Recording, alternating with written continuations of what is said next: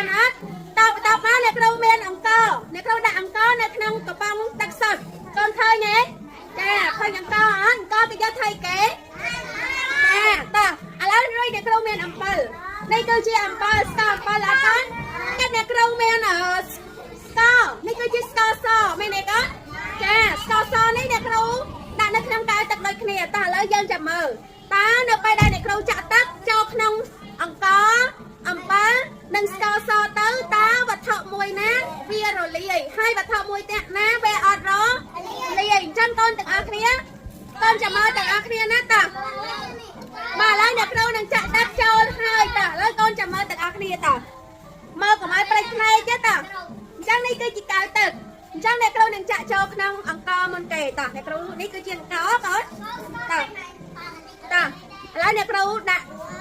ចាក់ចូលក្នុងអង្គចាចាំមើលមើលតោះឥឡូវយើងចាំមើលទាំងអស់គ្នាយើងមកមួយទៀតនេះគឺជាអំបិលអញ្ចឹងអ្នកគ្រូចាក់ចូលហើយតោះ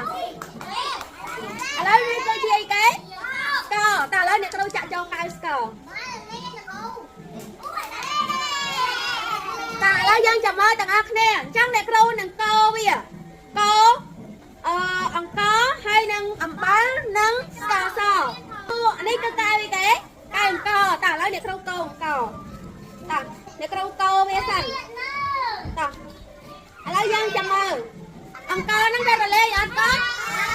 អត់រលាយទេមែនទេកូនតើឥឡូវយើងមើលចានេះកៅអីគេមិញកៅអំបិលតើឥឡូវអ្នកគ្រូកូរអំបិលតើអញ្ចឹងអំបិលនៅពេលដែលយើងចាក់ទឹកចូលហើយយើងកូរវាទៅវារលាយអត់កូន